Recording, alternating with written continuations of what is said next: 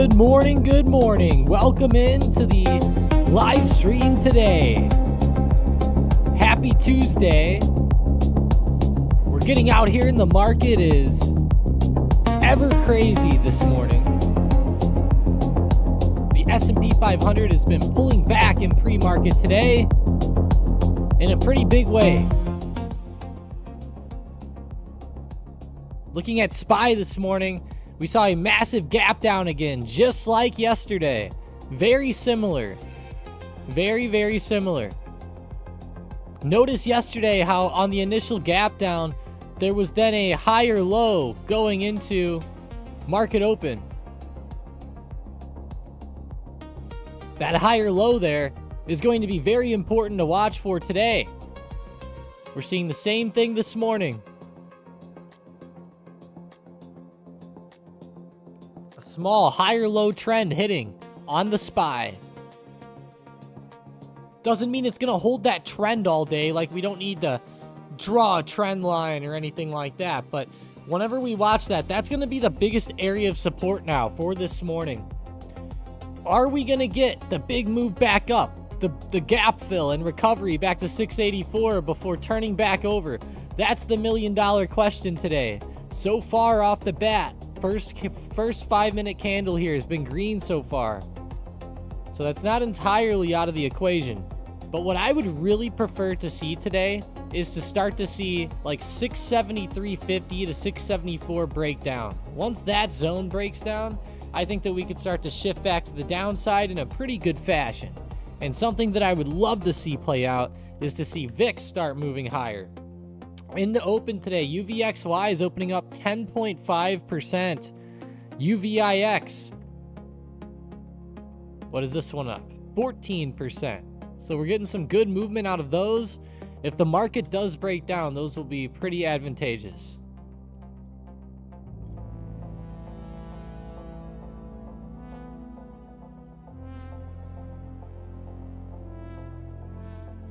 But yeah, for those of you wondering why the market's actually down here, we continue to see developments with Iran. The Strait of Hormuz is facing a blockade at the moment. Oil prices started soaring again. We look at crude, it's up to 78 a barrel now. Overnight last night, crude was popping. So yeah, $78 a barrel. Look at it on the daily.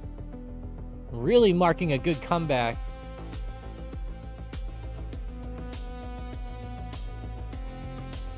Seeing a lot of oil stocks pop off. These are interesting.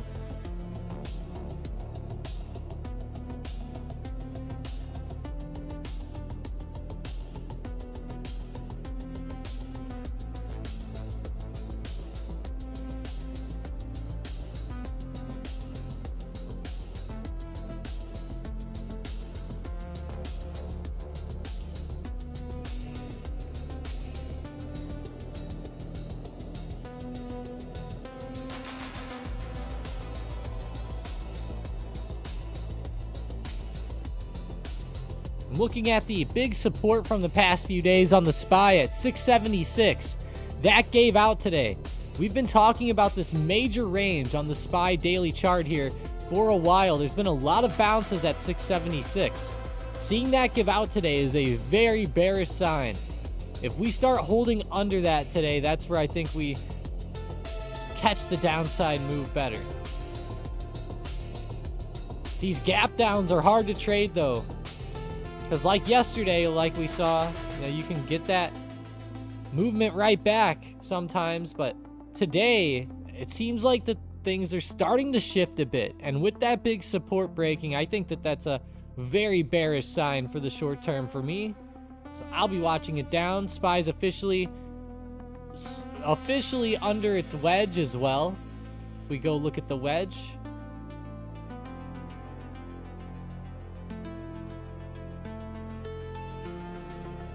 We go to the hourly, 2 hours where it looks really good. Here's the SPY wedge starting to give out now. Today's a very good confirmation move. If you're looking for this wedge break, today is confirmation of it.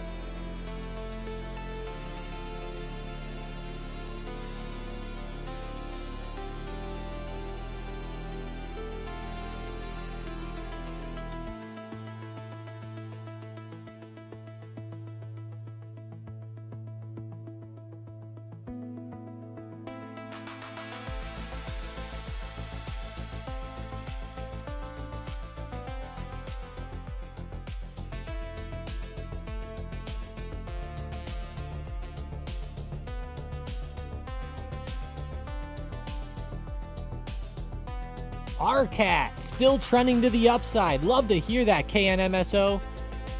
Breaking through yesterday's high actually here. Beautiful move at open.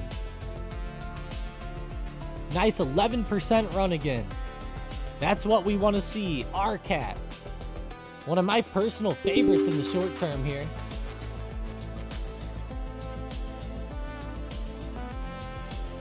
Thoughts on SoFi, SOFI? SoFi Technology. Technically down on the day, but filling the gap. Let's go look at it on the daily. It's been down in the dumps. Man, Tank, I don't have very good thoughts about SoFi.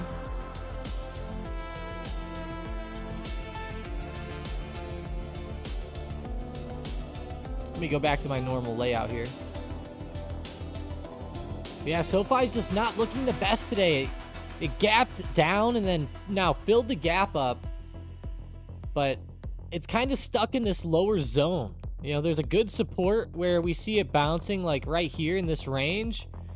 And it's a good support zone, but I feel like with today's gap fill back up and then immediate rejection, I don't know. I'm leaning more back down with SoFi. So I would look for more of a downside hit off of that gap fill and a bigger move back here today. Of course, if we start to break through the gap fill zone around 1870 or something, maybe adapt up.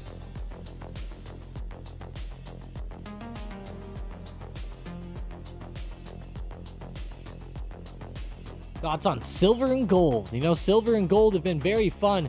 I hate to see them going down like this, though, especially with the news getting crazy. Seems like gold's almost dropping off with the market. It's a bit strange here this morning.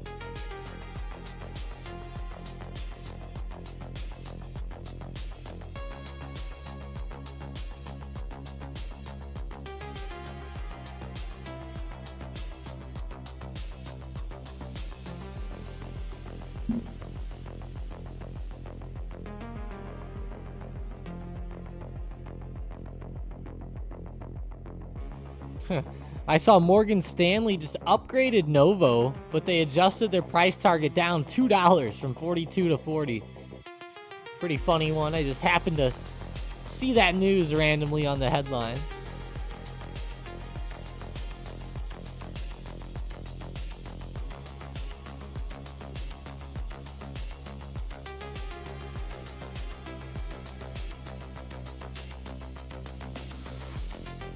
Plug is moving higher, up 19% with their earnings, it looks like.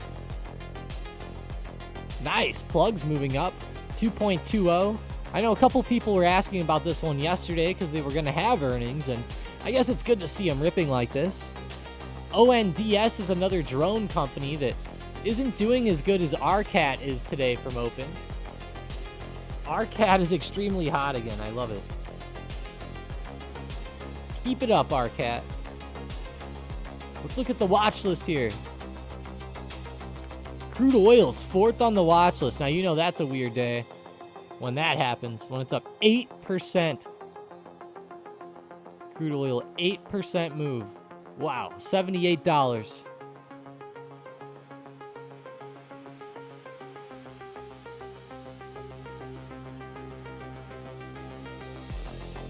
Hell yeah, Mason.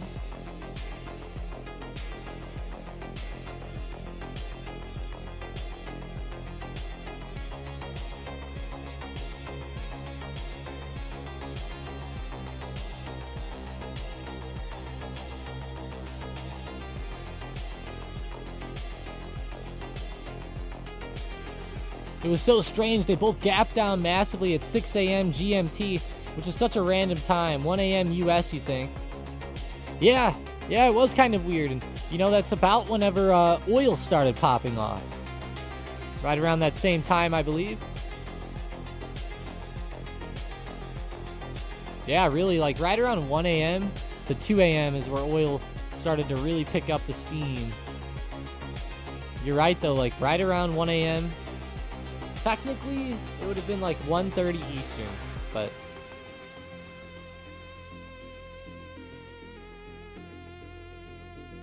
Or no, 12:30 Eastern, sorry.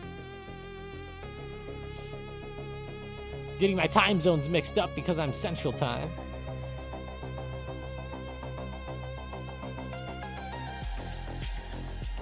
But I have it set for New York on the chart. Keep it simple. CHWY. ASTS had some earnings earlier this week, last night. They're trying to pop off too. Might try to break through $92. Let's go see ZOM.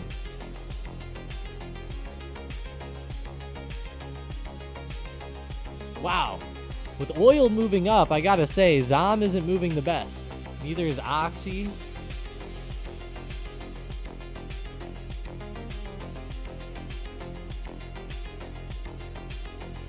Nasty here. You know what's been doing good is Adobe today.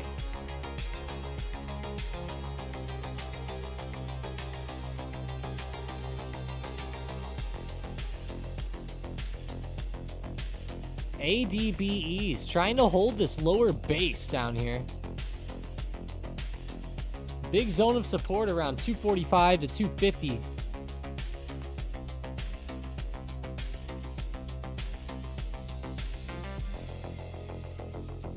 What's leading it down? Ooh, uranium, UEC. Good thing Tangyman's not here yet. Nah, I'm kidding. He's probably fine.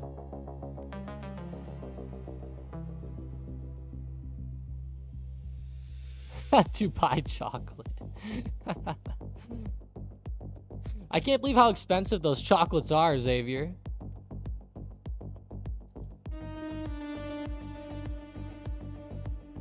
Oh yeah, all the uranium stocks getting crushed.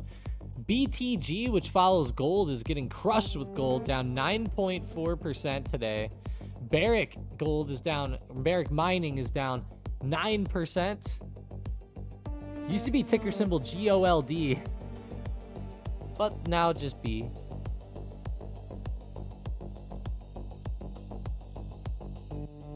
Yeah, they're getting crushed pretty hard. Even SMR, small modular reactors, which is new scale power, down 7.8%. Intel's down 6.4%, down around the lower end of the watch list too. SNDK, right there. Norwegian Cruise Lines. How are the airlines? Wow, NCLH getting crushed after earnings. UAL down, LUV down as well. So airlines still continuing down. I like to see that.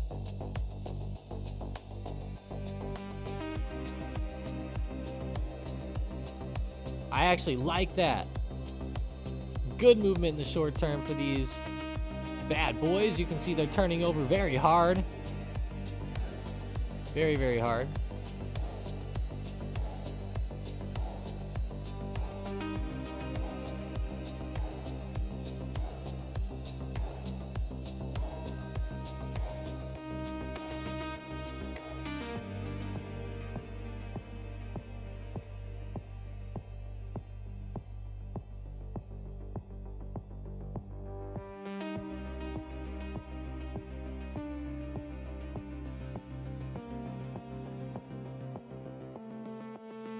Oh boy.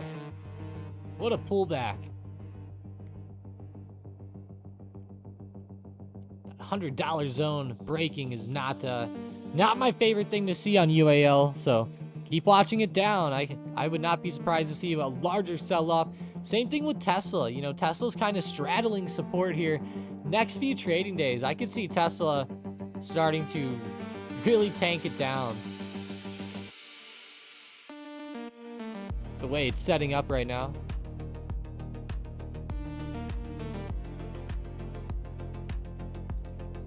Go look at some other plays today. Nike moving a bit lower.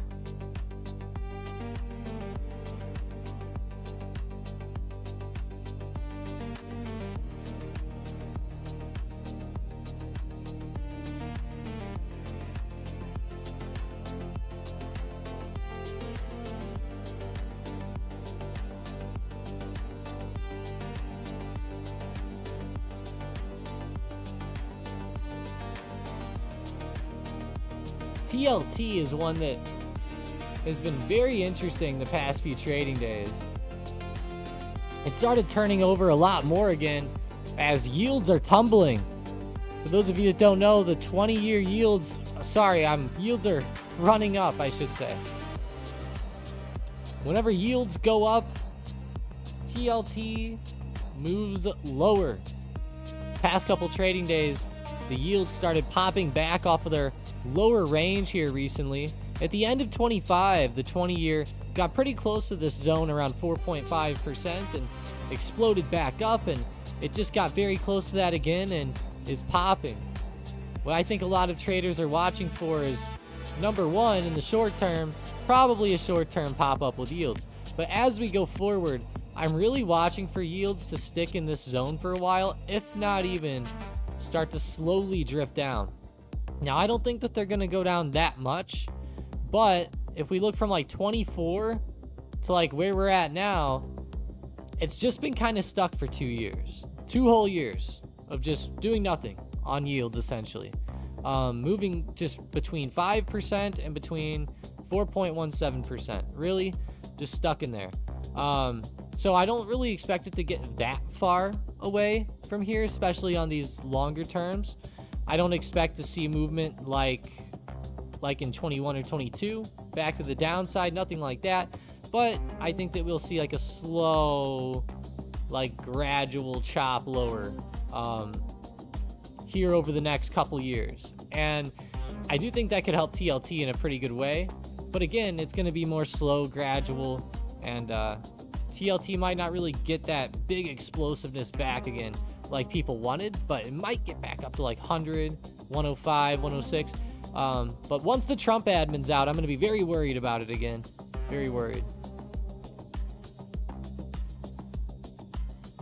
Obviously, Trump wants yields to fall down right now and help mortgage rates. So that's kind of what I'm looking at for the next couple years myself.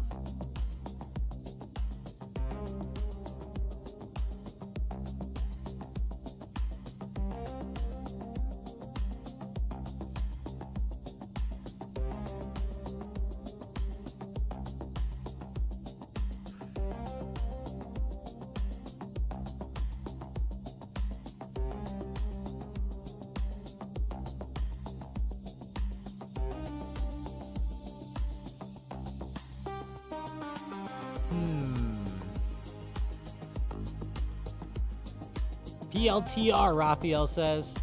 Palantir. Down 2% here. Kind of down from open. It filled the gap up and immediately tumbled back off. Surprise, surprise. SPY's starting to move lower here, which is a good sign in my book. I'd love to see SPY really sell off here. At least to 670 today, if not even lower. I think it would make for some great price action. Watch out for 671. The SPY did bounce here on February 5th underneath 676 and made an immediate bounce back. So watch that very closely around 671 as the next support underneath the low of pre-market today. I could see it testing 671 and potentially getting some intraday consolidation or a slight bounce.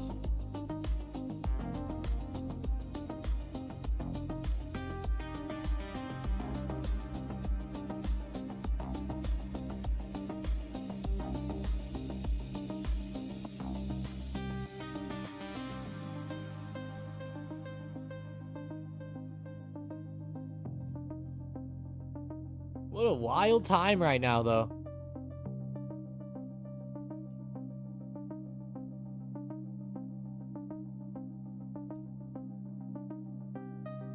If you guys have any crazy stocks that you're watching today, feel free to throw them out there because there are a lot of big moves. GLD continually dropping here. 462 coming into play. Falling down with GLD.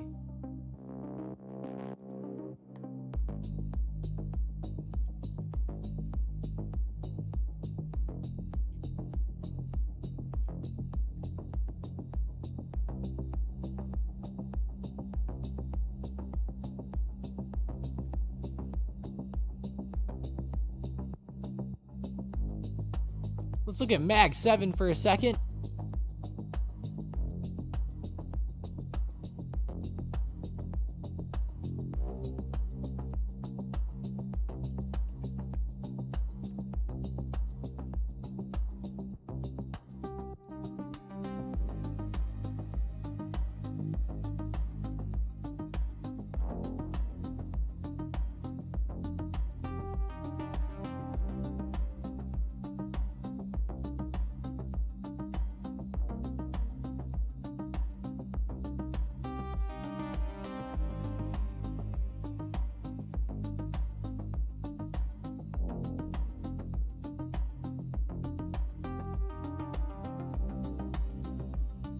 Wow.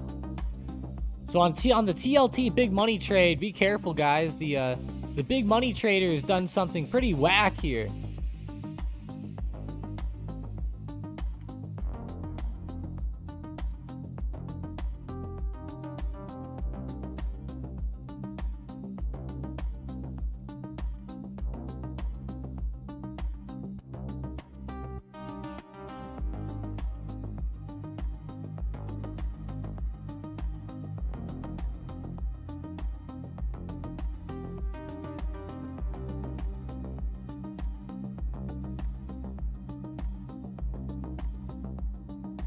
So it looks like the big money trader on TLT, what they did is they bought like 25,000 contracts or like 20,000 contracts one day.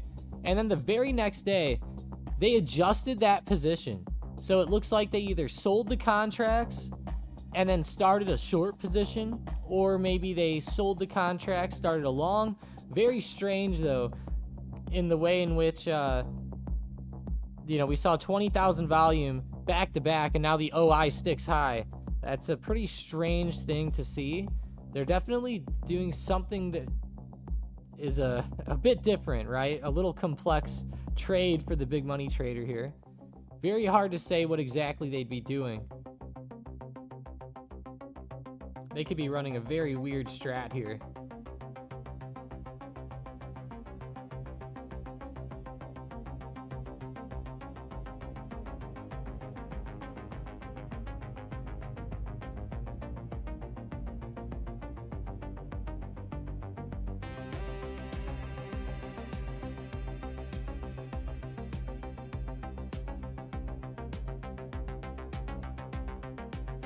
Ha, you told Discord this?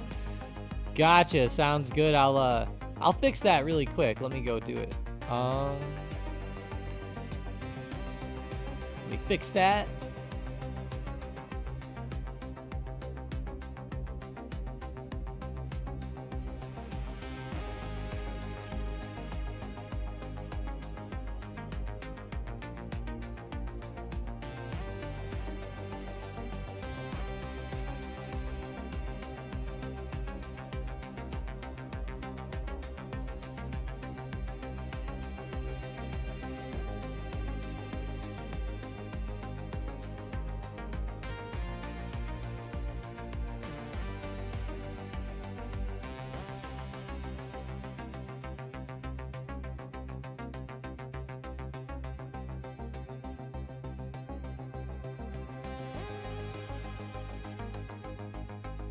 Appreciate you telling me that, though.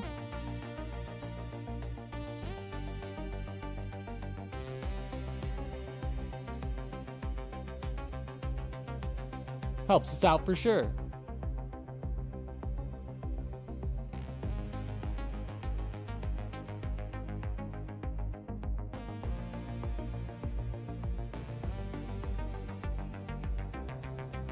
All right, there we go. Hopefully that should work now. What's up, Demure? Elite says RCAT God Candle. Love to see you moving today either way, Elite. I know that everyone's been watching this one from open. It's been a hot one so far. When you said God Candle, I thought we were going to see something even crazier.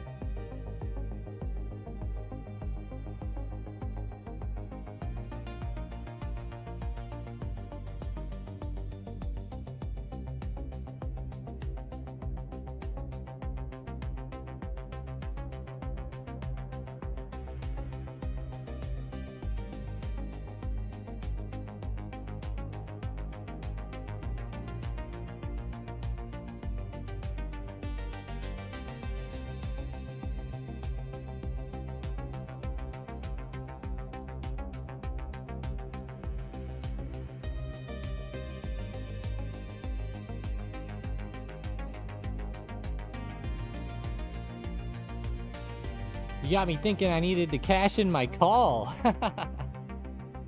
It looks like 1540 holding up really well, though, as intraday support here for our cat, which is extremely good to see.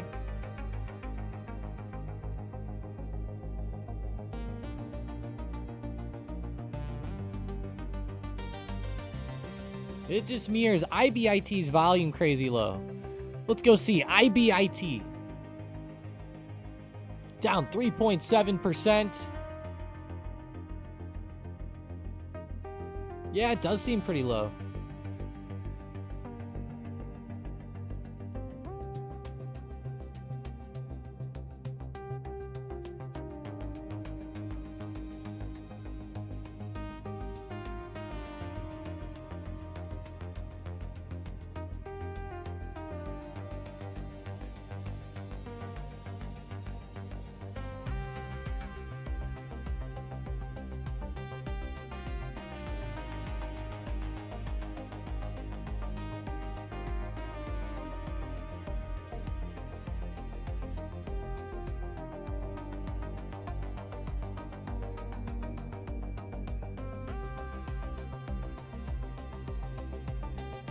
IBIT seems like it's definitely moving slow. Hard to tell with the volume yet today, since we're just barely in, but you need QQQ to finish above 591. I think it can do that today. I don't know, it seems pretty bearish, but I think it could happen. It could happen. Just 591, let's see. It's not too far off. I mean, if it really does start to turn over with some velocity, you'll probably see a close under that, but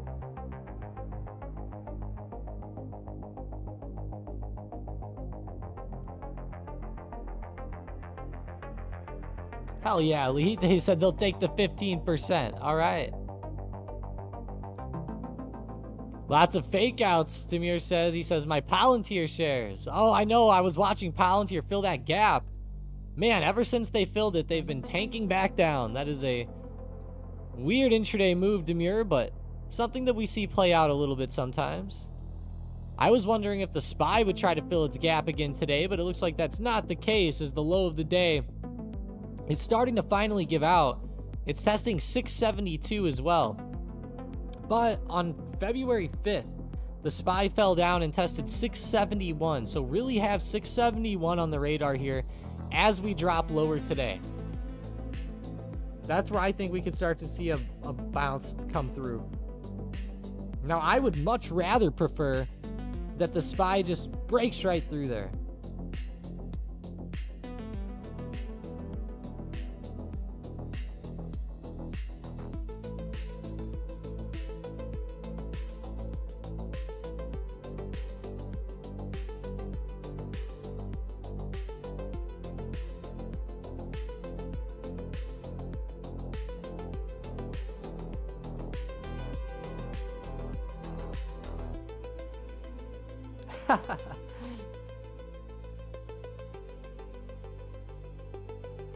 ACHR has fallen to its support. I'm interested to see if it keeps going past that 6.60 mark. ACHR. It's down quite a bit today, 11%. Wow. Did they have earnings? Okay, yeah, they did last night. That's right. I remember we talked about this. I couldn't remember the day, but wow, what a drop.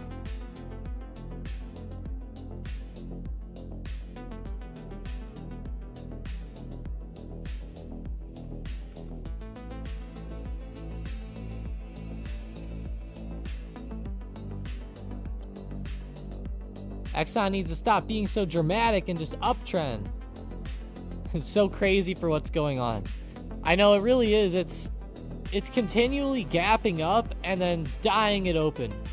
And then gapping up and then dying it open again. It's pretty crazy.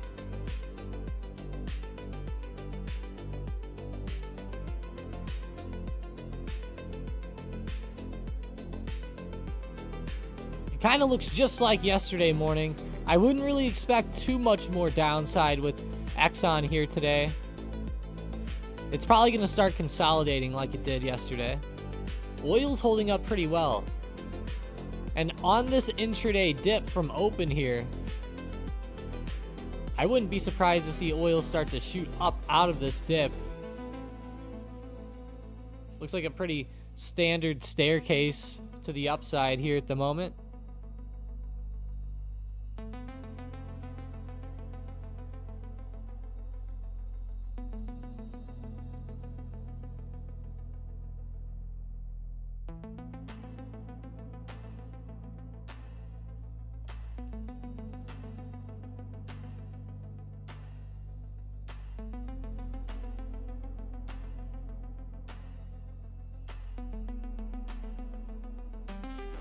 Would you say that that's stock manipulation, Manicured said?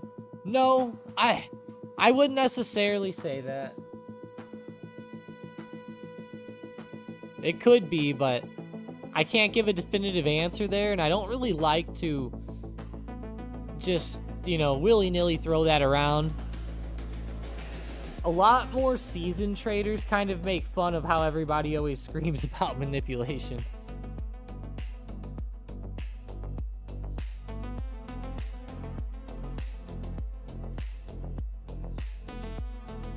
Oh, 1 second, guys. Give me just 1 sec. I'm going to throw up the Mag 7 setup here and grab a quick swig of this water. I'm dying out here today. All right, 1 second. Ooh, Nvidia is at 180 again. Very stuck. It's actually in like a wedge right now. Watch Nvidia closely. That could be fun as the wedge starts to move.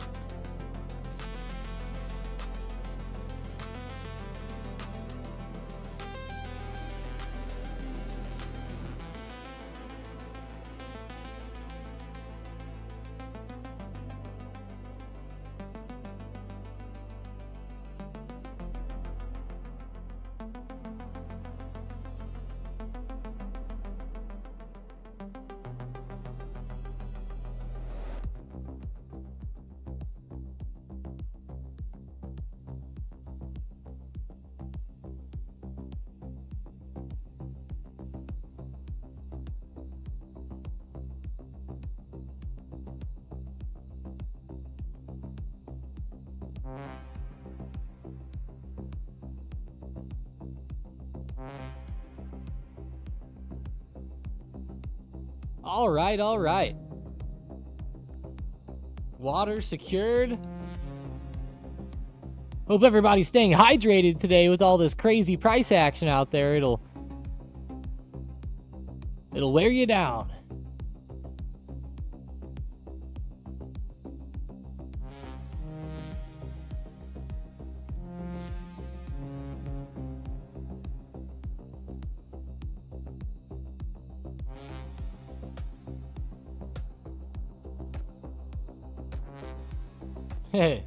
Manicured said it'll be nice to be on the good side of it one day. Yeah, I don't blame you there. Man, SPY moving down though, still straddling 672. It's kind of like a slow chop lower, but we are still getting that downside price action coming into play. Tesla's holding 390 for now, but watch that low of pre-market. It could give out here soon. Palantir, ooh, still on the downside action.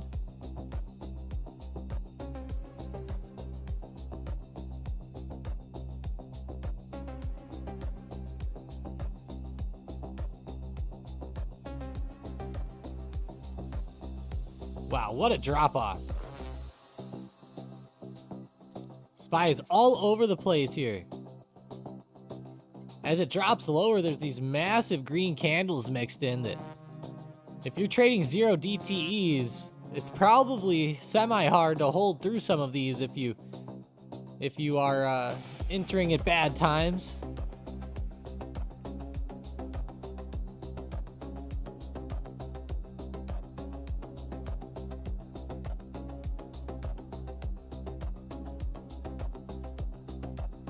Mason got a travel golf bag yesterday, $275. I know I have a Samsonite one, Mason. This is the one I ended up buying. They are expensive, man. And whenever you have like nicer clubs, you know, you want to protect them.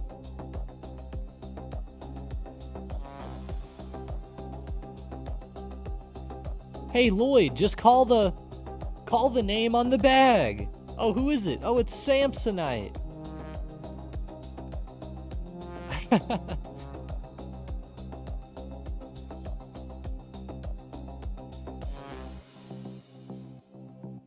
Yeah, I do like it, actually. It's really good.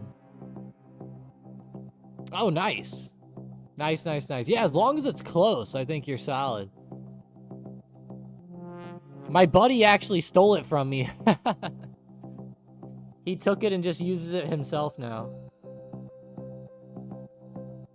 The one complaint I have is that the carbon fiber on it gets dinged up really easy. It almost seems like it's real carbon fiber, which is, I guess, good, but it literally does get beat up.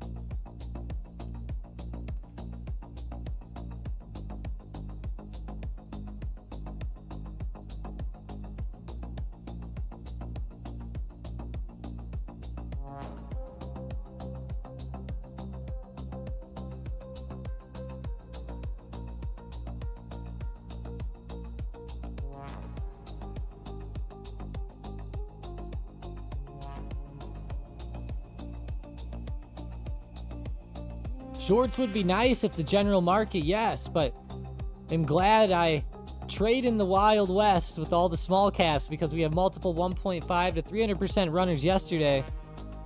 Oh, 150% to 300% runners. And today, while the market is in a bloodbath. Oh, I see what you're saying.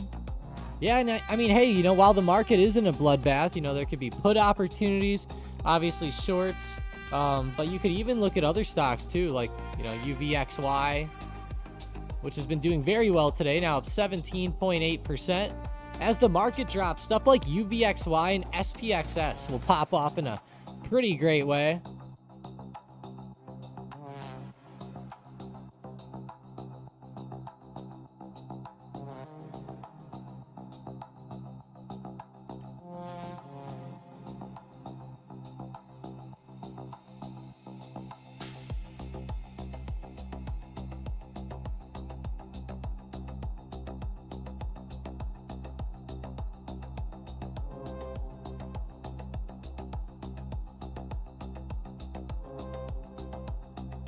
GFM Dylan says, I love trading VIX. Yeah, it's awesome. You can catch some really good movement there too, especially in bearish markets or where the market's selling off. But SPY is now down 2% on the day. That's a pretty big headline. I bet that we're going to start to see some interesting data releasing today. Make sure you check out tonight's video because there'll probably be quite a few data points with SPY, especially if it closes under 2% or something. That'll be pretty interesting.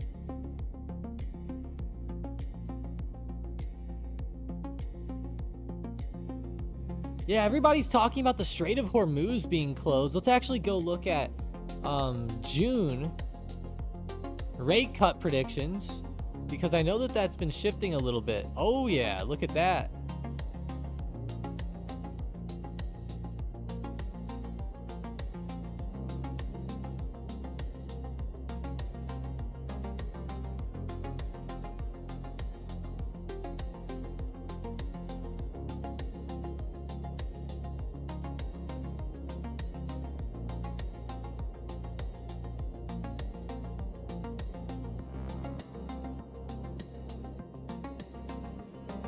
That's a massive prediction market shift there.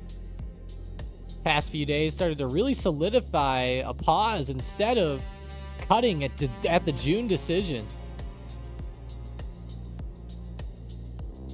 Once again, It's been kind of flip-flopping here in 2025. Or sorry, 2026.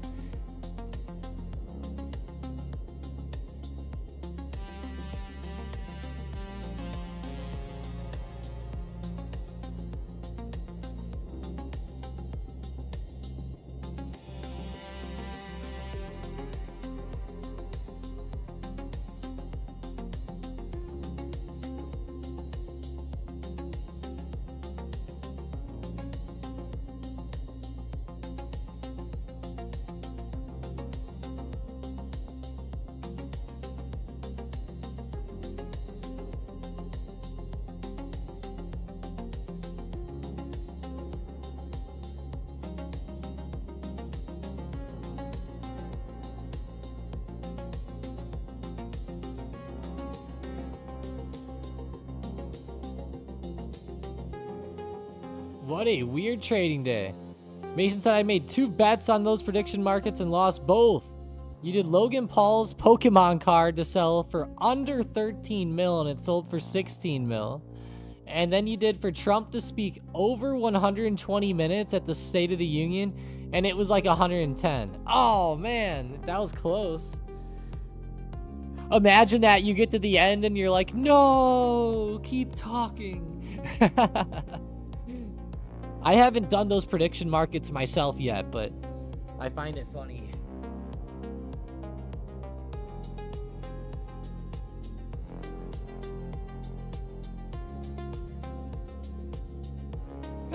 Oh, you live placed it? And then he's like, okay, we're wrapping it up. Oh, that's hilarious.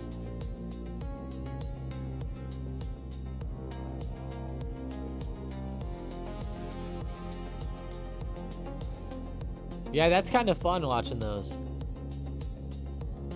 You see my question about options. Oh, no, I didn't. He said, bro, I'm not too familiar with the options. To my understanding, you can get on average a 50% return on something like a few percentage moves in SPY. Is that correct? Oh, yeah, you don't even need a few percentage moves.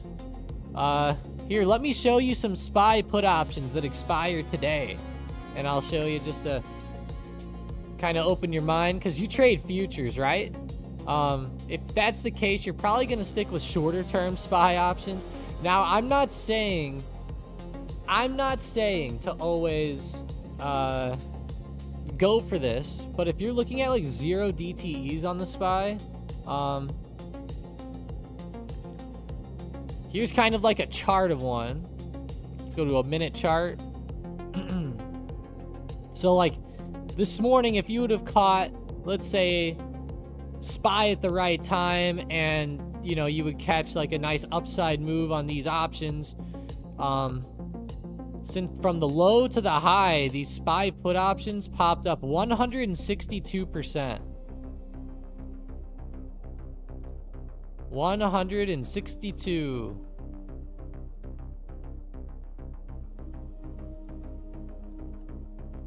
That's a pretty big move there.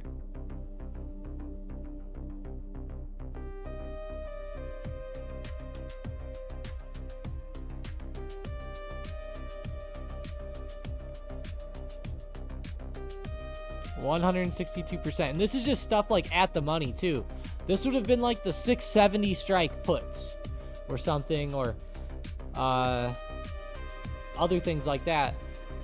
These actually are up 700% today, but you would have had to have entered them yesterday. Now these are very risky because they expire today. So if you get the move wrong, like I showed, it was up 160%, but if you get the move wrong, you could be down, you know, 50%. I mean, like at the snap of your fingers. So you got to keep that in mind too.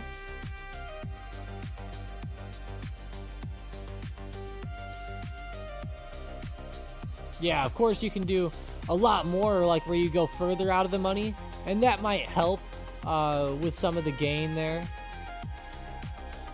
These aren't showing as good of an overall gain, but let's just see like what these are looking like intraday. If you would have caught this one at the low, this one's the 663 put, which isn't really that far away, but it is because the options only cost $30 right now. This one ran, oh, it's another 160%. It might be hard to beat that today, but you'll generally see that the further more you go out, you'll see the percentages kind of jump up. And oh, SPY must be turning over right now because these puts just jumped up a little bit.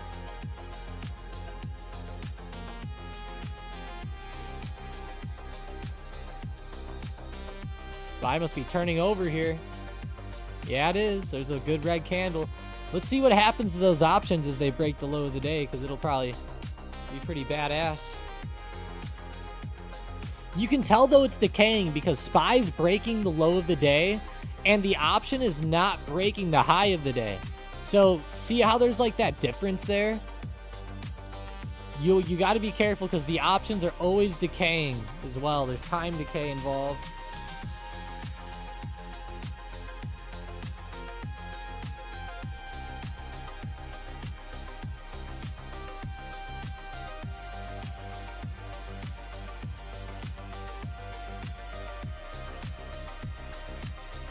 Since we've turned this on, these have popped up 25%.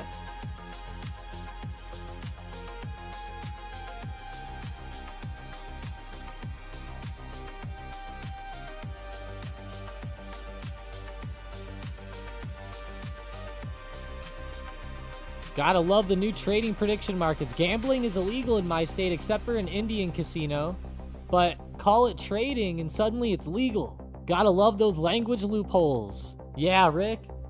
Mason was telling me that he saw something, that there was some odds, or no, there were some statistics out there that showed that you lose money like 2 or 3 times or 7 times, or I can't remember what it was, but significantly faster on those prediction markets than you do on actual sports books, which is crazy. I don't know why that is, but it's the case.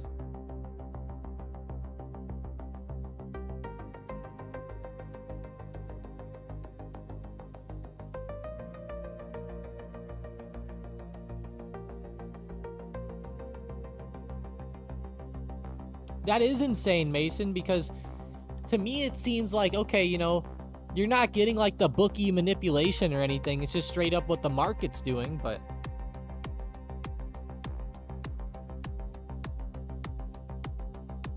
I think it's because the events are harder to pinpoint as well, if we're being honest. Like, guessing the time that Trump's going to end his speech, I feel like, is a lot harder than guessing, let's say, you know, Lakers versus the Nets or something.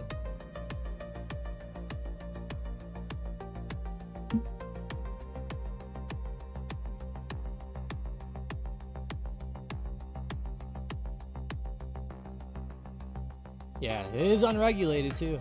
I'm curious because once that starts to get regulated, it'll be interesting.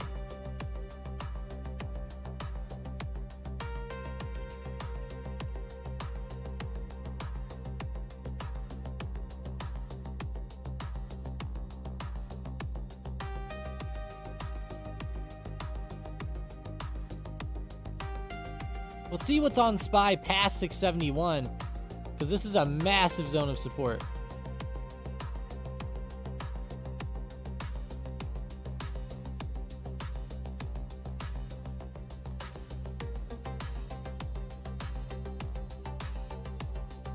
Wow, that is pretty massive.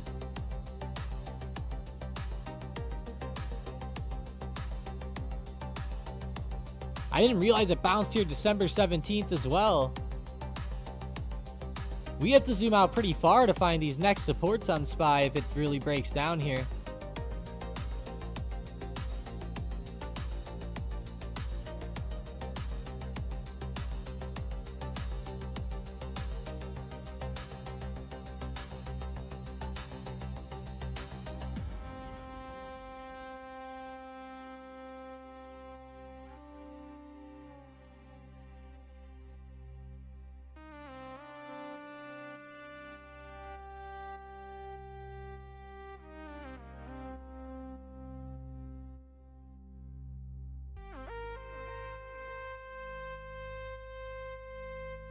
Oh, I didn't even think about it that way, Mason. Yeah, it kind of is like setting up parlays in a way. Gosh, SPY is just blasting down, guys. Support is just giving out like crazy here.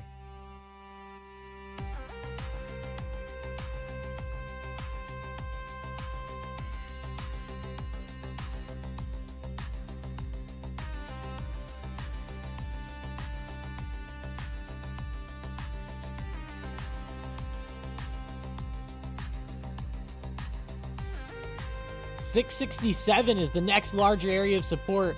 I have passed this, but SPY is breaking it down here. UVIX and UVXY are explosive. UVIX is now up 28% on the trading day.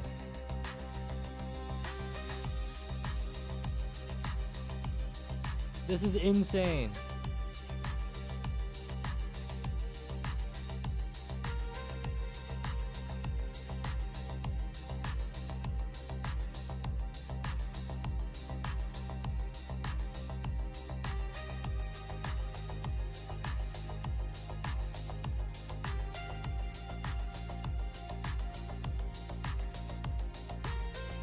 Oh yeah, brain.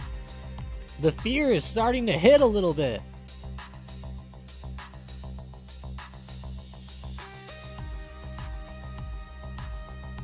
Fear is hitting.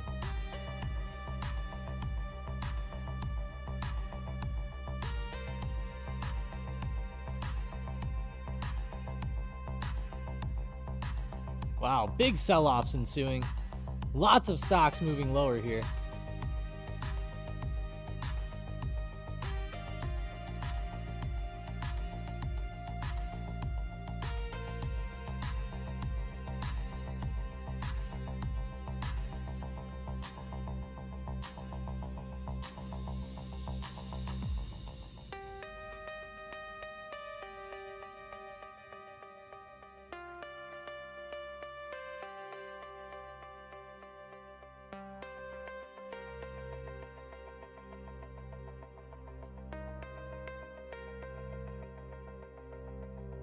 Dang, that is a massive move.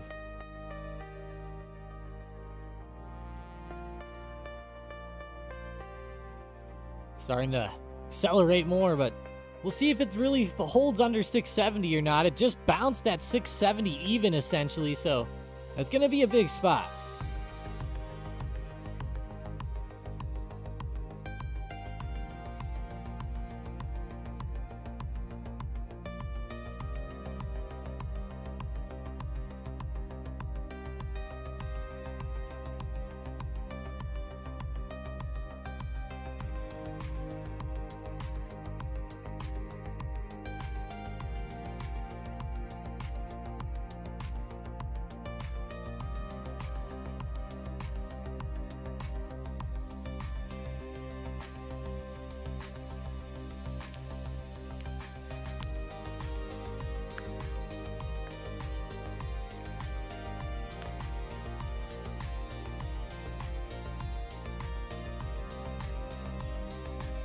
Man, oh man.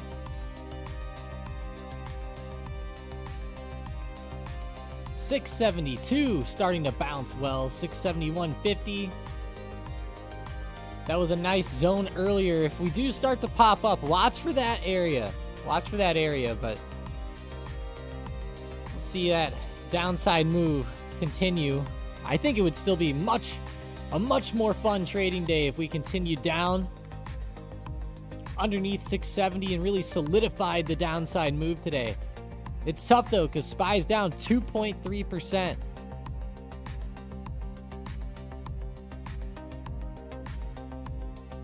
What is SPX at?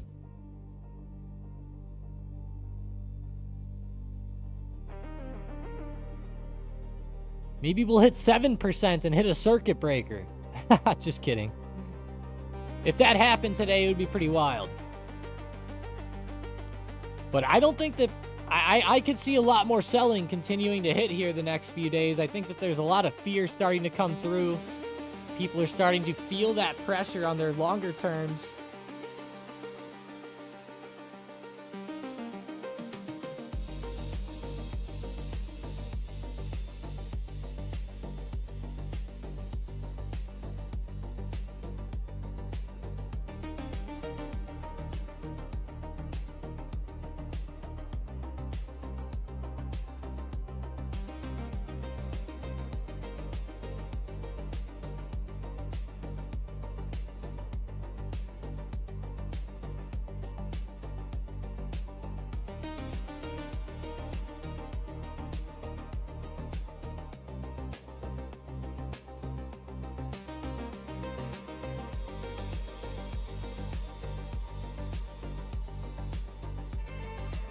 Looking at some news here. Natural gas prices soar. Yeah, I saw natural gas was a pretty big topic last night into today. Look at those futures popping off. It's still up 5% even after pulling back. What was it? UK oil was Brent.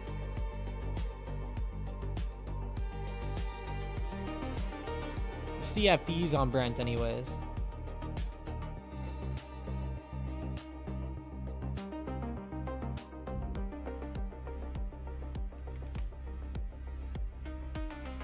Wow. What a massive pullback.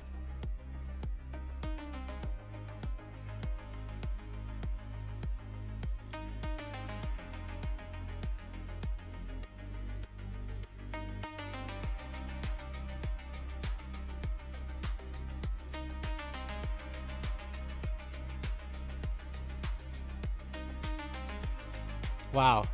We're now going back 5 months. Levels that SPY hasn't been at in like 5 months. I guess we'll technically say like 4, but the support is from October. The one that I'm looking at here, technically September and October. At 667.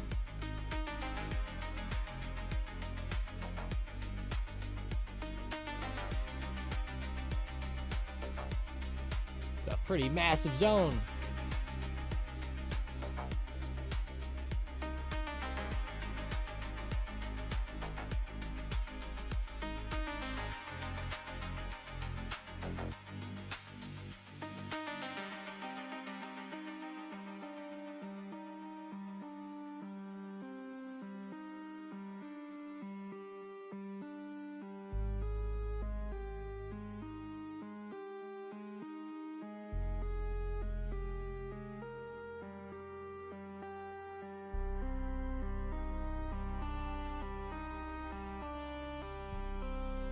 Eye up some stocks here.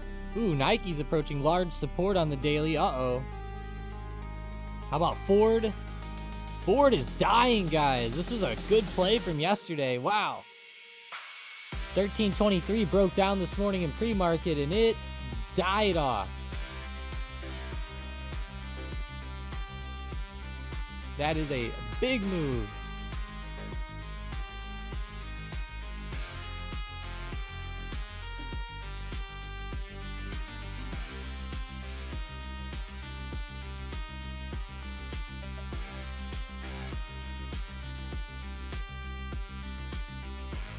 Oh my gosh, guys. Oh my gosh.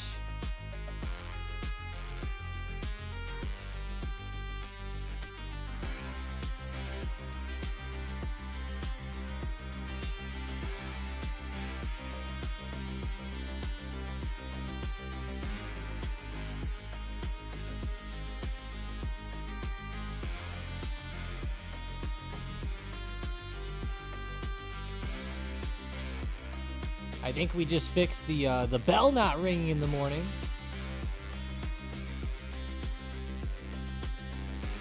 Took a while.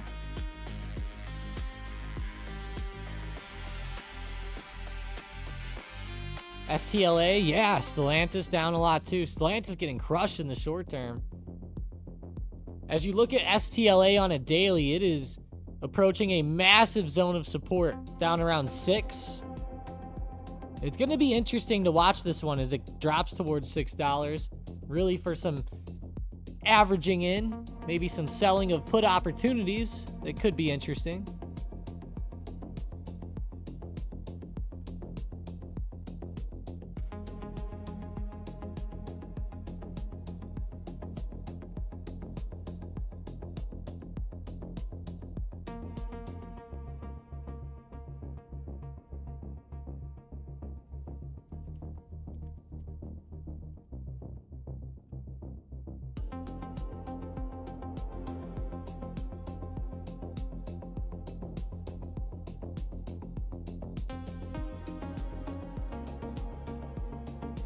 Heat map is hurting your eyes. Yeah, let's actually go check out a heat map, because why not? All right, you guys ready to see the heat map today? How do you like it? I know, it's pretty rough, isn't it?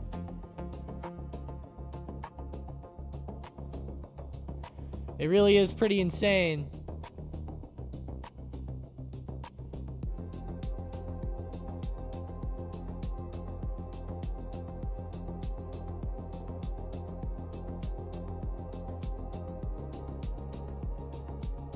He said blood map, not heat map, Vintage says. Red light therapy. You're up almost, 50% investment on Ford. What? You bought Ford last year at 9.5. Oh, and you got a 25%er out of it. Nice. That's what I like to hear. Ford did do pretty well into this year. Just 3 days just gave back months of gains for Ford. You know what they say, stocks take the stairs up and the elevator down, as they say.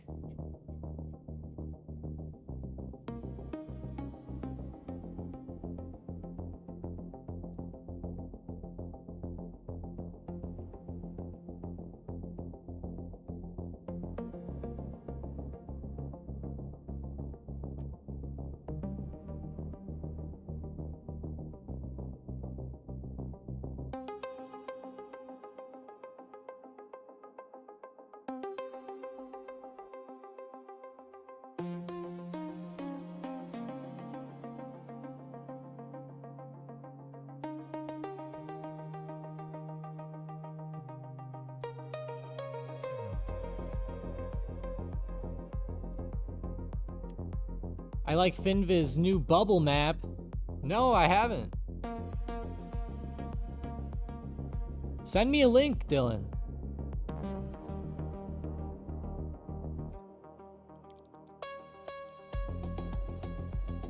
Finviz is pretty solid, yeah.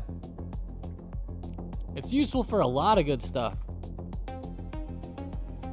We'll say Now has been holding up great throughout the selling this last week. Yeah, ServiceNow is holding up. It actually has moderate correlation to SPY, negative 0.39, which is pretty bad.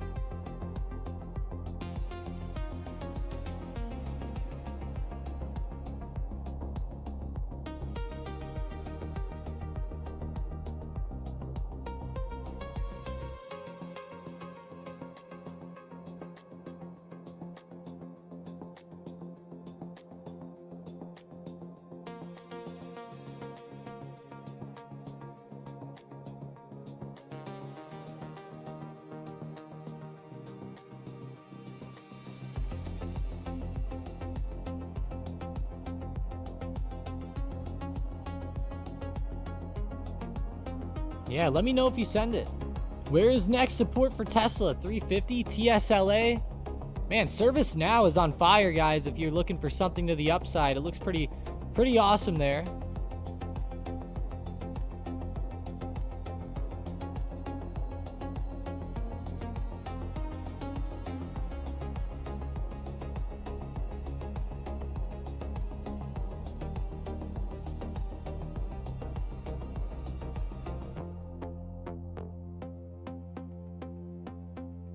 Bitcoin and Coinbase are looking good, Alex said. Really? I'm pretty surprised to hear that. Oh. Kind of coming up off the dip. Coinbase is bouncing a bit off the dip too. It does look good when you zoom in on a 1 minute. Whenever you zoom out though, it doesn't look as nice. But the one good thing with Coin over the past couple days, it's holding this beautiful support at 172 and is bouncing up. So has that going for it right now. The question is, how much will it recover today? But on an intraday basis for a scalp, it looks like a pretty good recovery play up into resistances here. Tough to say when it's going to stop, but coming back a bit. He moaned at Bitcoin. Bitcoin is coming up. Bitcoin, I should say. Looking at that daily with Bitcoin, man, it's been stuck right around 70K. It did pretty good yesterday despite the market looking very rough. It still did good.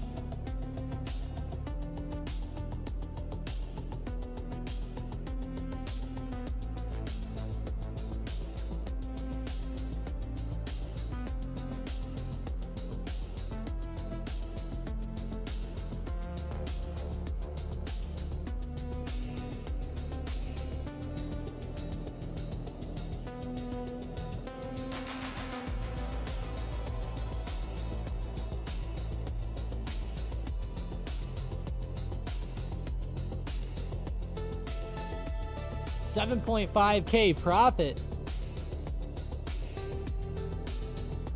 Yield 2 Bitcoin shorts for 2 days straight. Whoa. Now that sounds beautiful.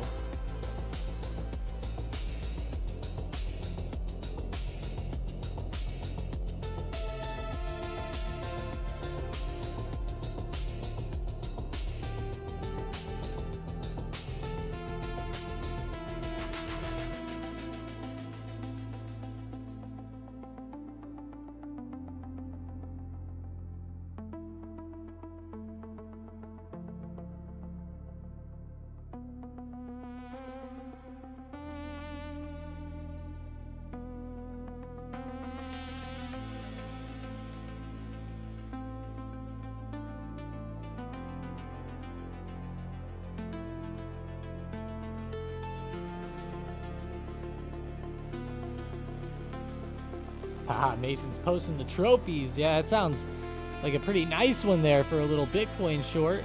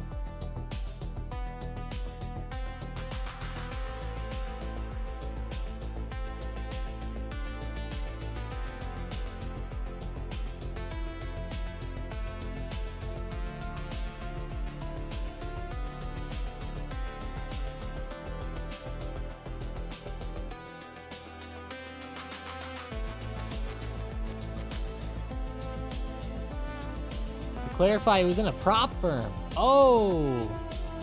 Oh, a prop firm. Uh-oh. My fault. I thought you meant you did it. I thought there was like some weird leverage you were using or something wild, but... Only stock you hold in the green today is FTNT, Fortinet. Fortinet's really on fire, though. What's up with them? 1.3% there.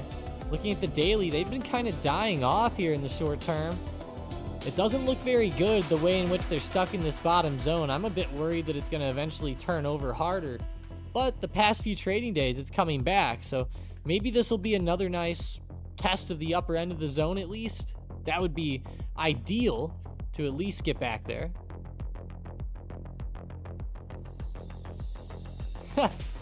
Fortnite. It does sound kind of like that.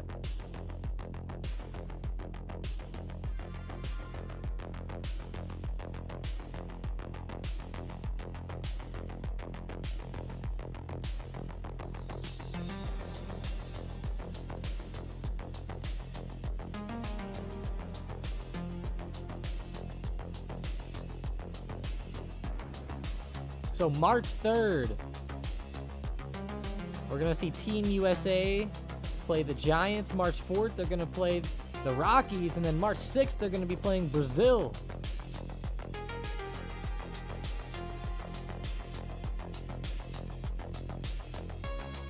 I really can't wait for these to start again, guys. I'm very, very happy.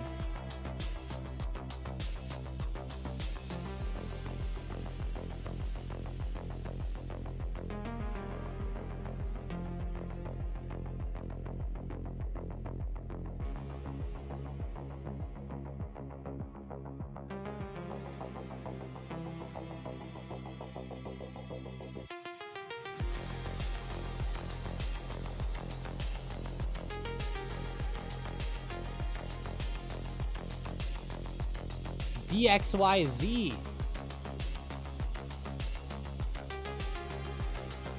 Destiny Tech 100.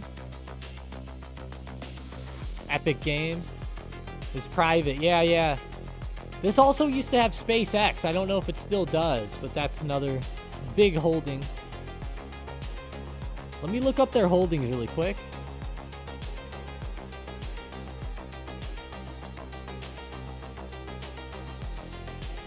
SpaceX is number one at a 16.2% of the port, or 16.2% exposure. Shield AI 4.1, Databricks 4.0, Beast Industries 3.5%, Open Evidence 3.5%, XAI 3.5%, Revolut 2.9, Skilled AI 2.3, OpenAI 2.1. Where are we at? Epic Games has a 0.5% exposure there, so be a little careful. It's not the largest in there.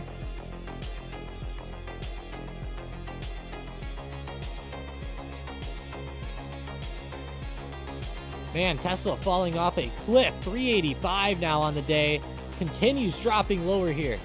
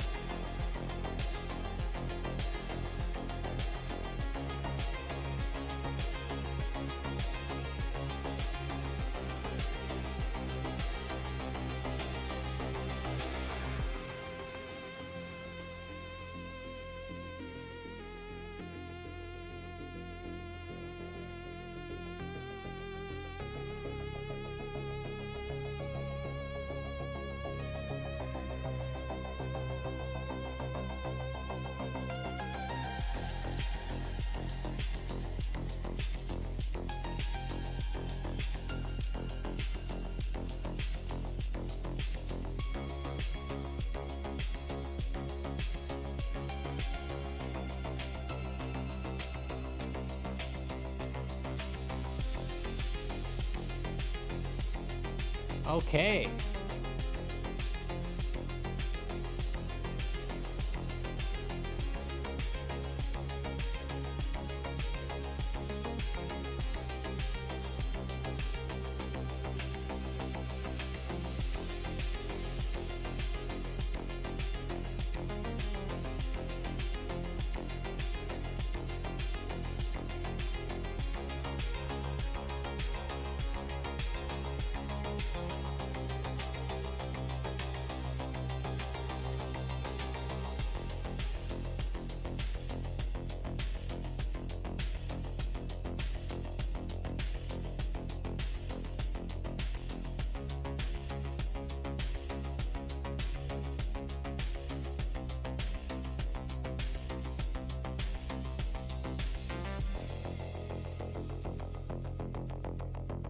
Okay, guys.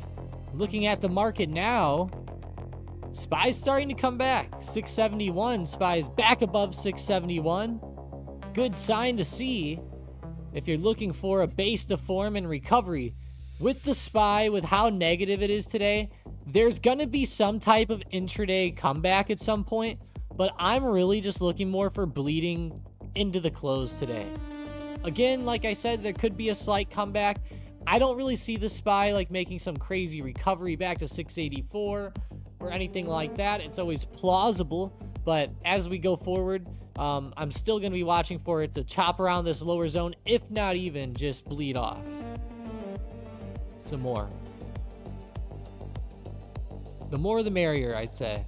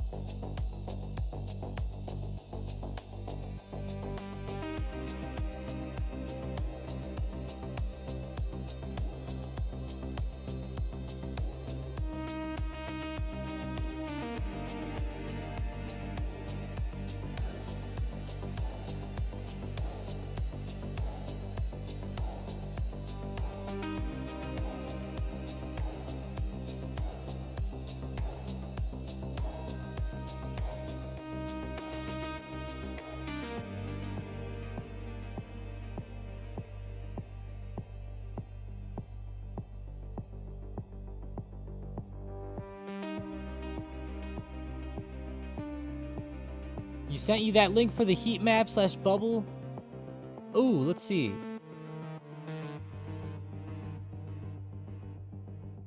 Where did you put it at? I don't see it. Can you throw it in the Discord? I think it must be, like, yeah, I think throw it in the off-topic channel if possible. I don't think that it's allowing you to post it. For some reason, YouTube doesn't like it when you post links in the chat. I don't know why. But I've had this happen before.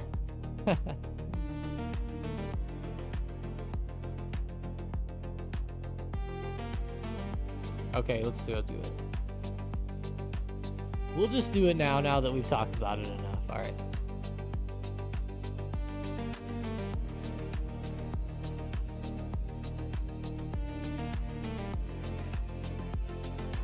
So how do we do the bubble? Oh, here we go. There it is. Oh.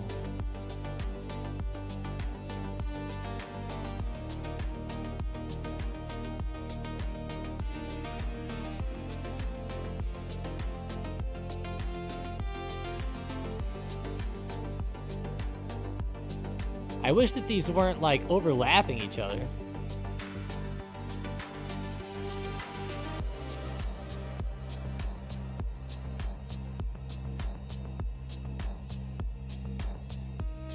I also wish I could, like it was labeled NVIDIA. For some reason, it's, like, not labeled till you hover over it.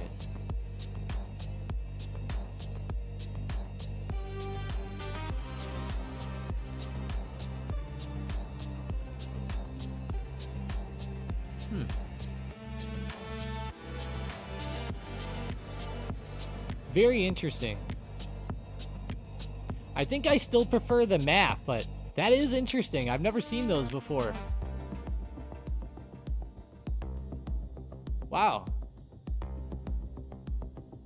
Pretty cool.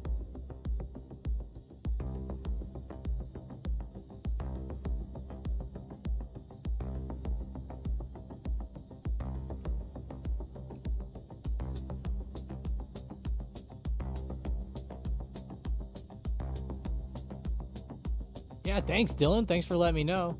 I haven't looked at theirs in a while, so always cool to go check back in, see what's going on.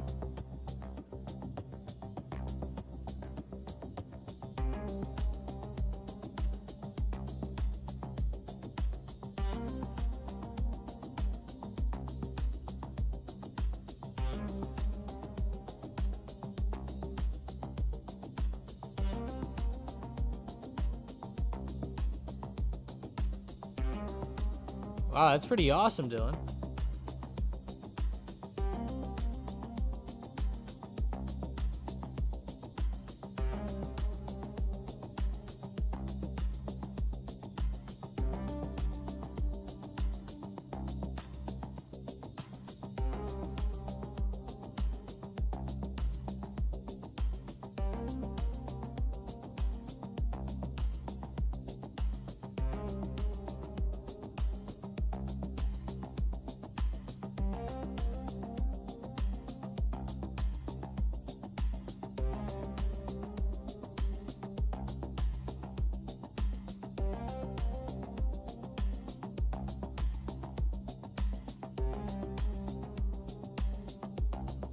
All right.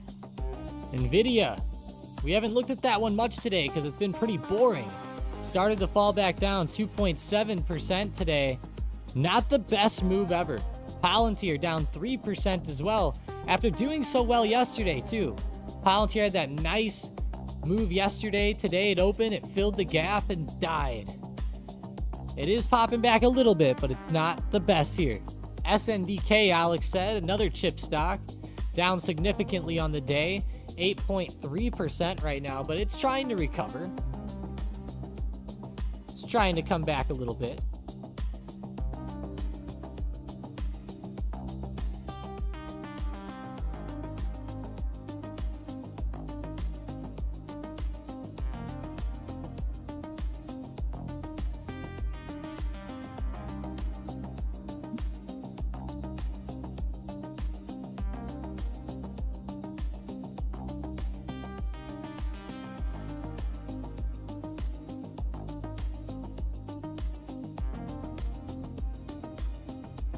Dylan says, got any good recommendations for learning options? I'm extremely interested in learning more about them. Yeah, you know, there's a lot with options, right? We have some really good courses that we've made at StockedUp covering options. We have the Intro to Options course and the Advanced Options course. And of course, there's tons of information out there on YouTube as well. That's generally where I think you're going to get the most information and the most benefit is really just, you know, research.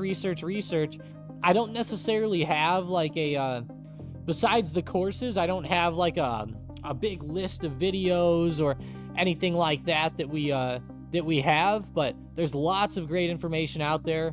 Like I said, we have some great courses. I personally think that the Advanced Options course is fantastic.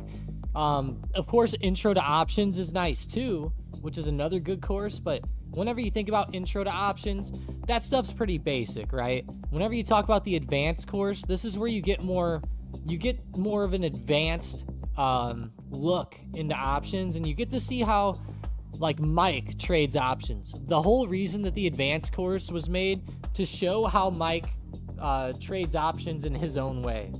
And whenever you get the Advanced Options course, you actually have access to ask Mike unlimited questions as much as you'd want via email or possibly a chat. It's pretty in depth though. You know, it goes through a whole lot. I'm gonna throw a little link here if you want to give it a look. And don't worry, I make sure to come ask me for a good discount if you decide to check it out. But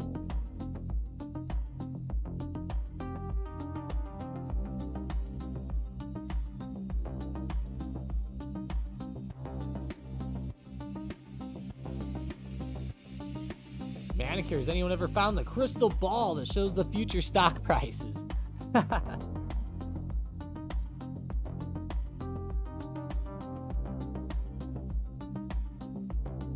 crystal ball. We need a flux capacitor before we could go do that.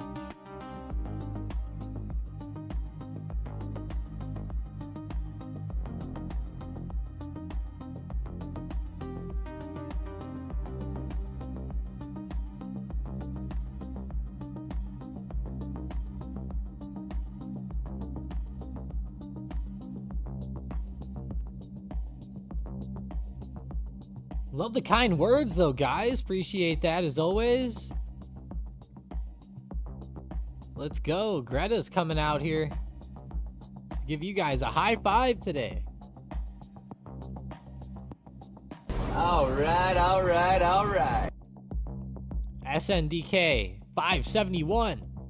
Sitting right on resistance at the moment. SPY chopping around the lower end of the range. Maybe forming a base down here. Hasn't necessarily truly formed it yet, but if we do see it hold up somewhere here and start to form good support, could be a point where the SPY maybe reverses back a bit.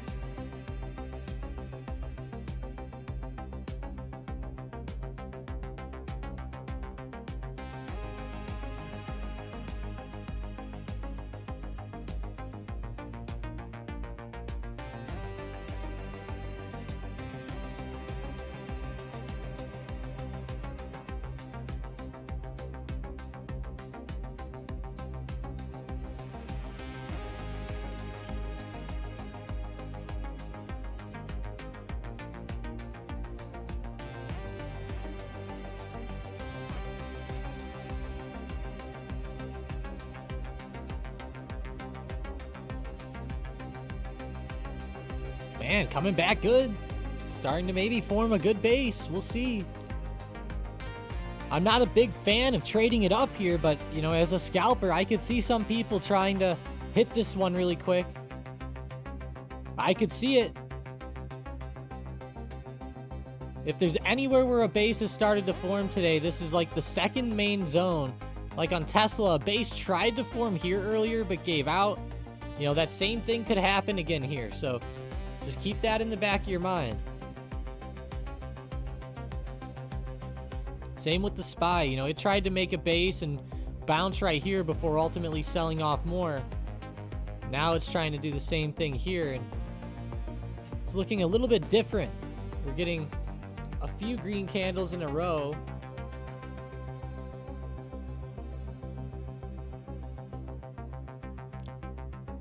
Very conflicted at this second. Ooh, a second strike hits U.S. or hits Saudi embassy, it says, for the Wall Street Journal. Mason just posted it up.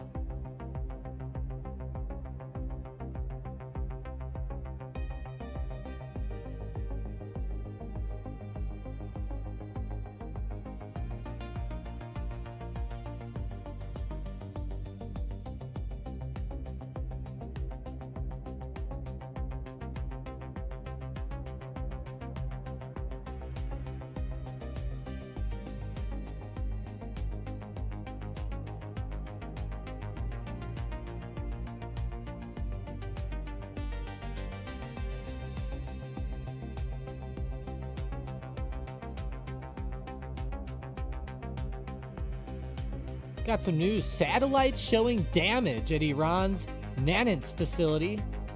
Or Natanz, I should say. It says Natanz is Iran's main enrichment facility, 220 kilometers south of Tehran. There we go.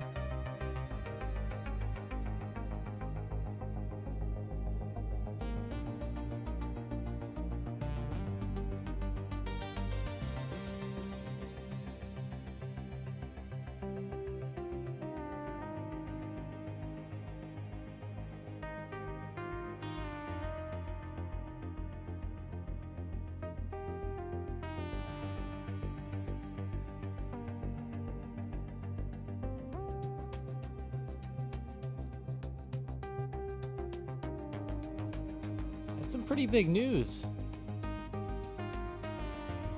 Satellites.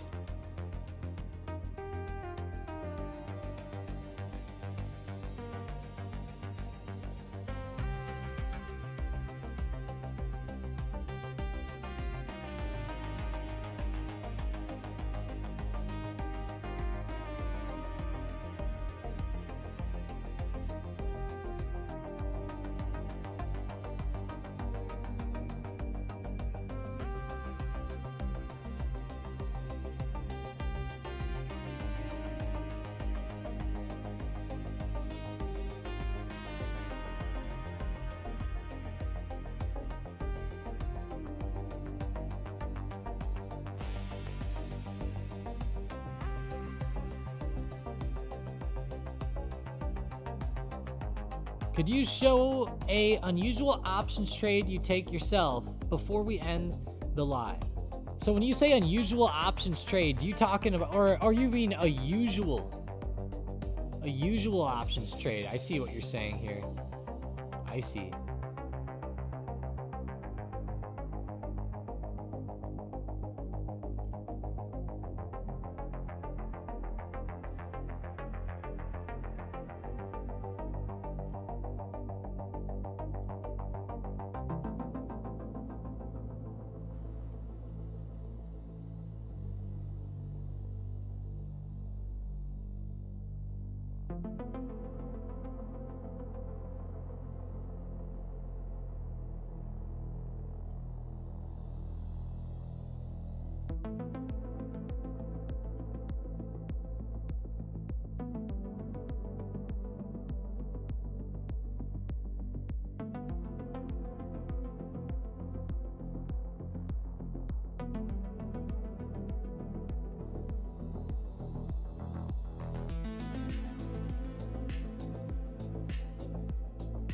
An options contract you usually take. Ah, I see what you're saying. Yeah, I mean, that's no problem. You know, one of the biggest things is really, it comes down to momentum and scanning the news and, you know, like what's going to be moving, right? Like at the time. You know, I'm a big fan of creating a solid plan and strategy. Like, let's say here that we're watching Tesla. Let's say that, you know, you're waiting for a breakout of 338.50 for an entry point. Maybe you could eye up, let's say, 390 call options, maybe that expire Friday, and trade like that quick $1.50 move up towards 390, or possibly a bit longer if you're, you know, looking for a longer move throughout the day, depending on like where your stop loss is. But whenever we talk about options, the main thing you're going to want to do is stay like right around the money, and you're going to want to stick to options that usually expire that Friday. But if you're trading on a Friday, you might want to go out to the next week's expiration. And this is just for scalps, keep in mind. I'm talking about quick scalp trades to the upside. You're going to want to stick around the money. It's going to be different depending on what type of stock you're looking at. Like Nvidia contracts are going to be way different than IBIT contracts, or way different than UVXY contracts, or way different than let's say GameStop contracts, right? They're all going to be a bit different because each options market or each options chain is going to be a lot different. Some are going to have more volume, some are going to have less volume, some are going to be are going to have increased implied volatility, which makes the options more expensive. Some are going to have lower implied volatility, which might make them cheaper, which could be a good thing. There's a lot that you have to look at for each one, but generally speaking, you just go out to the next week and you stick right on, or you stick on that week on Friday. If it's the end of the week, you go to the next one, and then you just stick right around the money. So if GameStop's at 23, you're probably going to want to trade either the 23 or 24 strike calls. If you're looking at something like Tesla, you know, 390, since we're like right around the money, that could be another one. There's your quick scalp. You're already out. No, I'm kidding. But that's the way to really explain it, because it's not like you're going to just have one contract that you trade all the time, because it's always moving, right? Hell, like this morning, if you were buying 670 strike calls and now it's popping off, you know, if you were going to trade SPY right now to the upside, you probably wouldn't want 670. They're probably a bit elevated, and you're probably going to want to go for like 675 or 676, which SPY is starting to move towards. But it's pretty close to the money still, very attainable. If you were going to go for something like 682, you would need a much larger move to really see the profits, or at least a quick one in that regard. My gosh, though, SPY is really starting to mount a comeback off that base that we were talking about.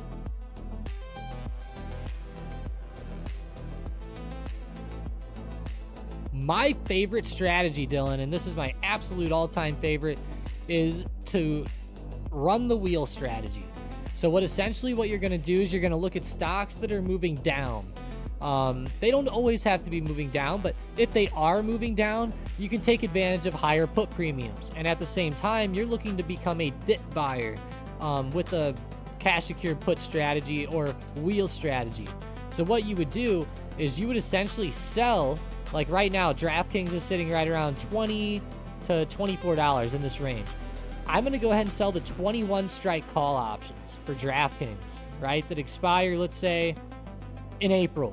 So for the next month, if DraftKings ends up moving underneath here, I'm going to have the obligation to buy 100 shares at 21.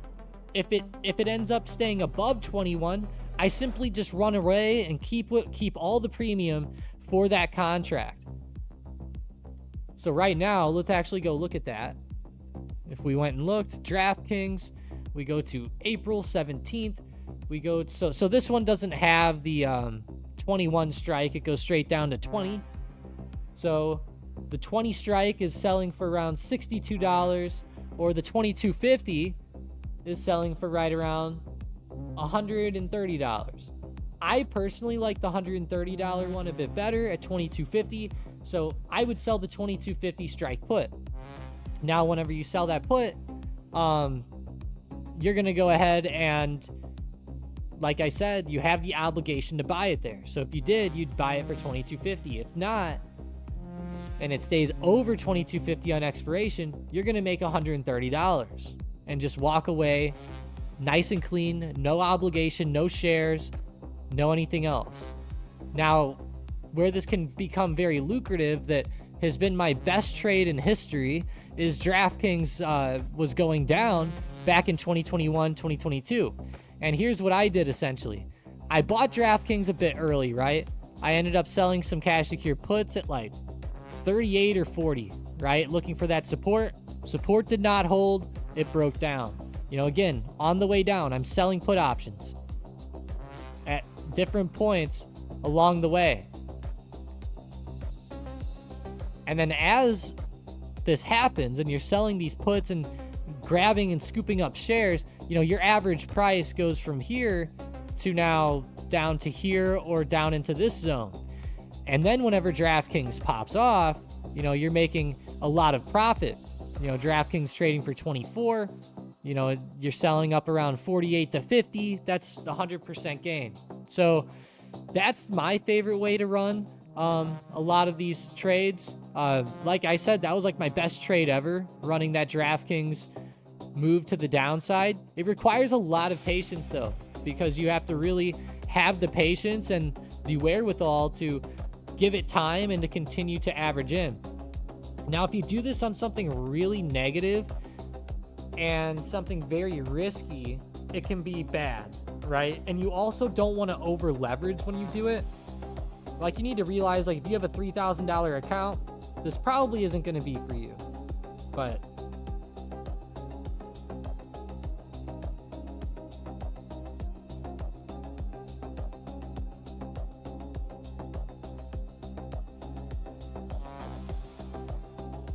hopefully that helps, because it's definitely my favorite. Jake said, I thought that about DraftKings too. It was at 40. It's actually starting to fall back again now too, and it might not be bad for some cash secure puts down here in this lower range between, let's say, $10 and $24. It's tough to say with something like DraftKings, especially with the prediction markets coming in.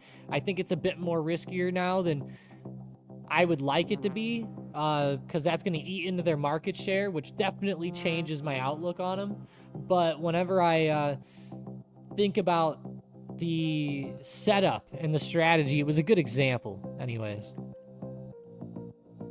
I could see this being a good strategy for Tesla as Tesla drops, as let's say we prepare for the robots, or as they're building out for the robots or something like that. I could see that being a fun strat. Man, Tesla really roared back to life. I hope people took profits on the bot play with Tesla today. I didn't want to say it too early because I didn't want to give it away, but at 8:50 a.m. this morning, or technically 9:50, there was a good bot call out on Tesla down. It consolidated for a little bit, but that secondary drop-off really was a great opportunity there.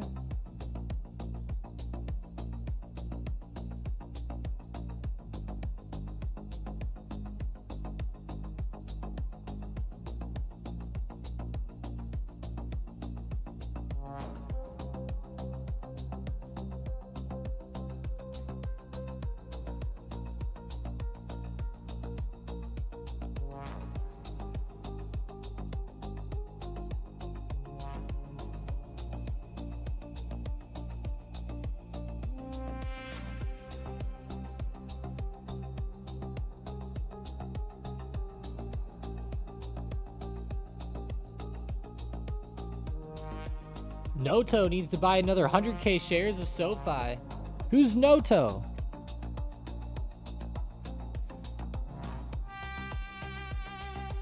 I feel like I'm out of the loop there with that one.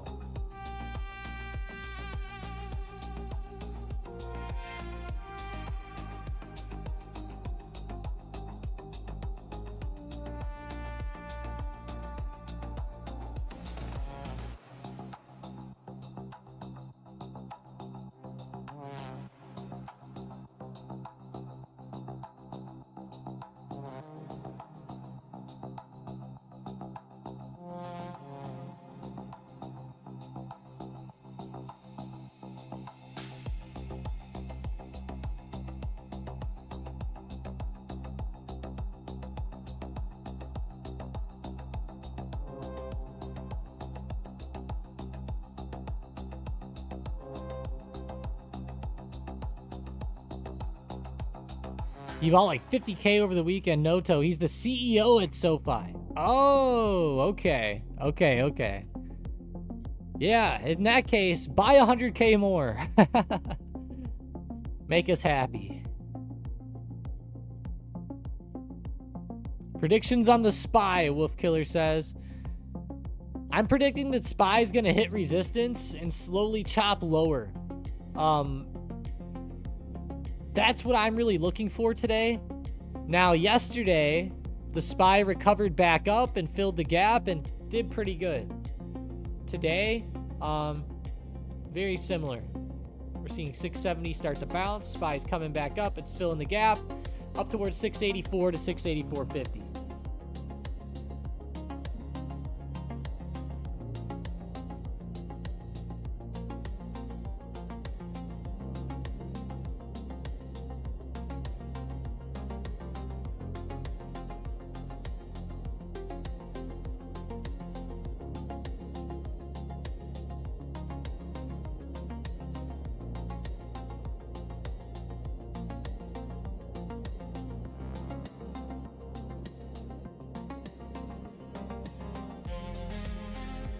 Jake said, SPY to the moon.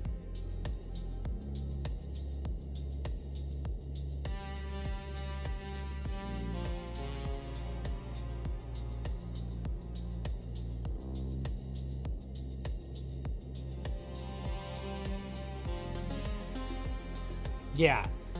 I would say options. You said it is / can be less risky than trading small / micro / nano caps. Yeah, I think that it's actually, it can be a lot less risky, especially if you run the wheel strategy that I was saying. Now, if you're going for like really risky day trades, like let's say you're scalping SPY and you're just trading options that expire today every single time, 0 DTEs is what we call those.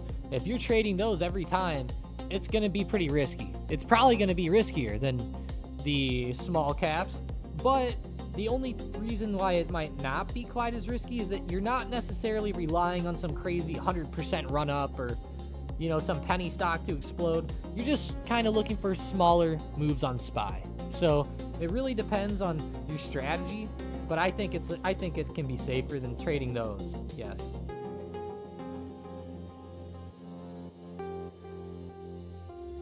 Options is kind of like trading futures in a way. It feels like it whenever you're trading it.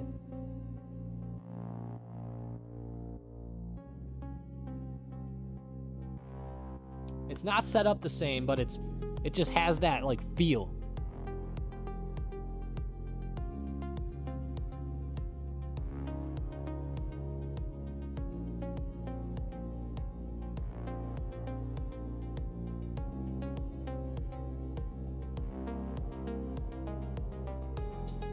Yeah, so you look for 10 to 20, then you take profit.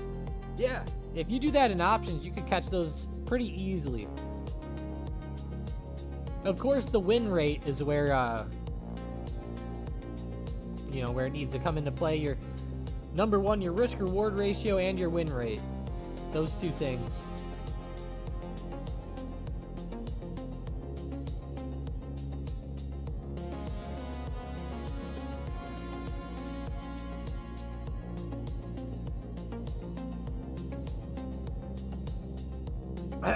Sorry, guys.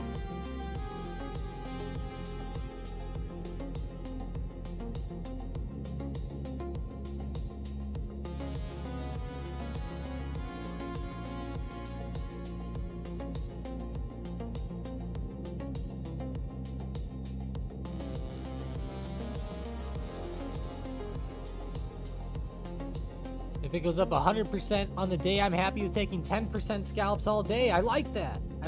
You're not necessarily somebody that buys and holds all day. I like that you're willing to do that.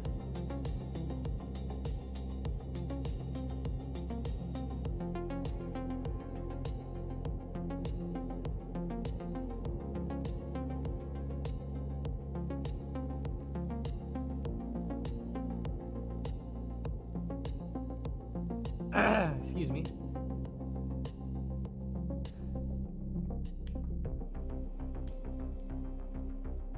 Yeah, if it starts dipping, definitely do not keep holding, Wolf Killer. That's the That's how you blow up an account.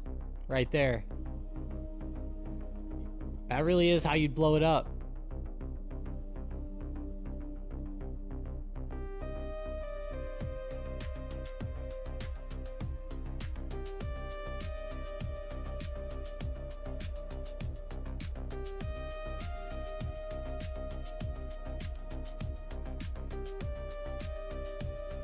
Yeah, the PDT can be painful. I know a lot of people switch to cash for that reason, but hell, even at that, a lot of times then whenever you run out of cash, it's tough.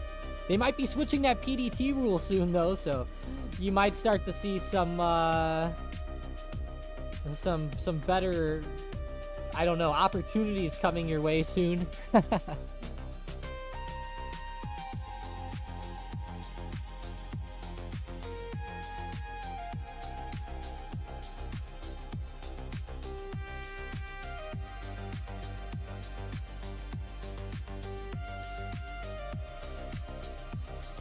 Woo! Long-term accounts getting hit hard today. Getting blasted today.